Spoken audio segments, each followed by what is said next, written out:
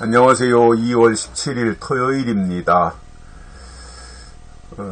어느새 이번 한 주간도 훌쩍 지나가 버렸습니다. 설에다 이렇게 하다 보니까 어떻게 더 빨리 지나간 것 같습니다. 오늘은 요한일서 4장 12절입니다. 어느 때나 하나님을 본 사람이 없으되 만일 우리가 서로 사랑하면 하나님이 우리 안에 거하시고 그의 사랑이 우리 안에 온전히 이루느니라. 아멘. 지금까지 직접 하나님을 본 사람은 없습니다. 모세 정도가 될까요? 신약에 와서는 더더군다나 예수님이 나타난 하나님이시니까 예수님 오셨을 때 당시에 예수님을 본 사람은 있지만 하나님을 직접 대면한 사람은 없습니다. 그런데 이런 건 있다는 거예요. 하나님을 직접 대면하여 본 사람은 없지만 만일 우리가 서로 사랑하면 서로라고 돼 있잖아요. 주고받는 거예요. 서로라는 것은 일방적인 짝사랑이 아니라 서로 사랑하면 하나님이 우리 안에 거하신다 이렇게 말씀하고 있습니다. 그러니까 하나님 자신이 사랑이기 때문에 사랑이 있는 곳에 하나님이 거하시지 갈등과 다툼과 분쟁과 미움과 시기와 이러한 것이 있는 곳에는 하나님이 거하실 수가 없습니다. 가정도 그런 것 같아요. 가정도 저도 한 40여 년 이렇게 결혼 생활을 해보니까 가정도 부부간에 서로 사랑하고 또 서로가 인정하고 높여주고 하는 곳에서 자식들도 선한 영향력을 받아서 성장하지 맨날 다투고 싸우고 집어던지고 욕하고 그러는 곳에서 자라나는 아이들은 악영향을 받는 거죠. 나쁜 영향을 받는 거죠. 그러니까 어려서부터 구조가 그렇게 되는 거예요. 머리의 구조, 또 생활 방식 이런 것들이 다 그렇게 굳어지는 거거든요. 그러니까 또 똑같이 그렇게 하는 거예요.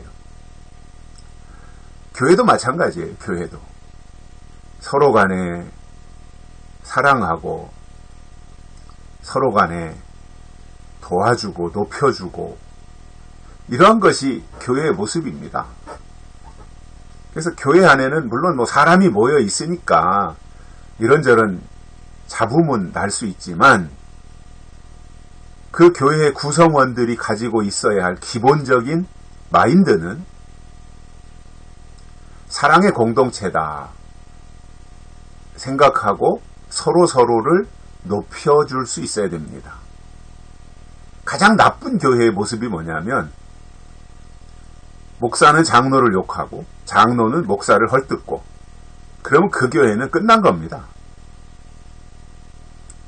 그런데 목사님이 설교를 잘 못해도 늘 교회 안에 붙어있고 또 그 교회에 속해 있는 지체들과 수시로 소통하고 가려운 곳을 긁어주고 필요한 것을 충족시켜주고 그러면 거기에 무슨 문제가 있겠어요? 또 목사님은 장로님이나 또는 그 교회 중직들을 향해서 늘 내가 부족한 사람인데 여러분들 때문에 내가 이렇게 목회를 할 수 있다고 이러한 마음을 가지고 또 그러한 표현을 하면 그 관계가 얼마나 좋은 관계가 되겠어요?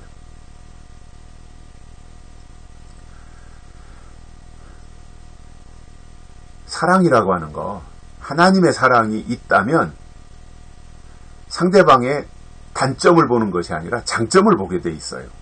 왜냐하면 하나님도 우리의 단점을 보시는 것이 아니라 우리의 장점을 보시고 우리를 쓰시고 구원하시는 거거든요. 하나님이 우리의 단점을 보신다면 쓰임받을 사람 아무도 없어요. 그러나 장점을 보시기 때문에 다행히 하나님의 손에 붙잡혀서 쓰임받을 수 있는 거거든요. 그렇다면 우리 속에 필요한 것이 뭐냐면 하나님의 사랑이라는 겁니다. 그래서 우리가 서로 사랑하면 하나님이 우리 안에 거하신다. 이렇게 말씀하고 있습니다. 하나님은 영이십니다. 영은 말씀입니다. 말씀은 하나님입니다. 그런 관계성 속에서 볼 때 하나님이 사랑이시라고 하는데 그냥 이 사랑이라고 하는 것은 그냥 이렇게 마음을 주고 생각을 거기에 전달하고 뭐 이런 정도가 아닌 거지요. 앞에서도 제가 설명했다시피 하나님과 우리와의 가장 관계에 중요한 것이 사랑인데 그 사랑이 뭐냐면 하나님이 우리에게 주신 계명을 사랑하는 것이다. 이렇게 말씀을 드렸거든요. 그렇기 때문에 계명이 있어야 되는 거죠. 하나님이 우리에게 주신 계명이. 그래야 하나님을 사랑할 수 있고 또 그러한 계명을 가지고 계명을 지키면서 하나님을 사랑할 때 하나님도 거기에 눈길이 쏠려서 그를 하나님도 사랑하게 되는 거잖아요. 그러니까 무조건 하나님 사랑해요 이게 중요한 게 아니라 고백은 해야 되지만 그게 다 전부 다가 아니라 내가 하나님 사랑해요 이렇게 고백을 했다면 하나님이 원하시는 게 뭔지 하나님의 뜻이 뭔지 하나님의 약속이 뭔지 내가 하나님 앞에서 감당해야 될 일들이 뭔지 이것을 생각하고 구체화시키게 되어 있다는 겁니다. 그럴 때 하나님이 우리 안에 거하시는 거예요. 즉 말씀이 우리 안에 오시는 거예요. 약속의 말씀으로 우리 안에 오시는 거예요. 다시 말하면 하나님의 계명이 차곡차곡 우리에게 더 구체적으로 채워지는 겁니다. 그래서 하나님의 사랑을 덧입는 것이고 하나님의 사람으로 발전하고 성장해 가는 것이지요. 그래서 갈등 관계가 아니라 사랑 관계여야 됩니다. 미워하고 공격하고 발목 잡고 헐뜯고 하는 것이 아니라 존중하고 사랑하는 관계여야 됩니다. 사랑하면 마음이 가게 돼 있잖아요. 사랑하면 생각이 거기에 머물러 있게 돼 있잖아요. 온통 그 생각으로 가득 차 있잖아요. 사랑하면. 근데 미워하면 어때요? 증오심만 불타오르거든요. 건강에도 좋지 않아요. 그리고 스스로 갇혀있는 거예요. 그 속에. 우리가 사람이다 보니 미운 사람이 없을 수 없어요. 그죠? 저도 마찬가지고요.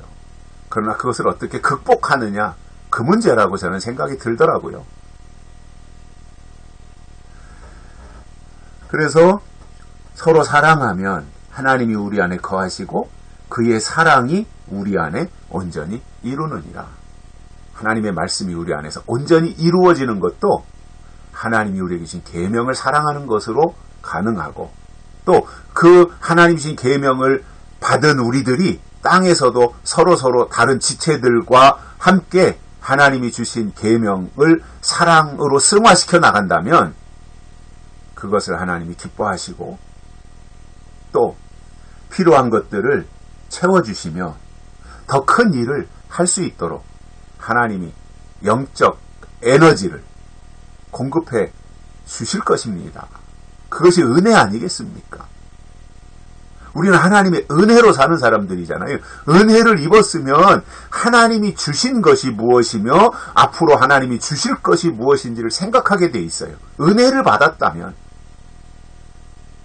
이것이 하나님에 대한 최고의 공경의 마음이고 사랑의 표현이라고 생각합니다. 여기까지 하겠습니다. 고맙습니다.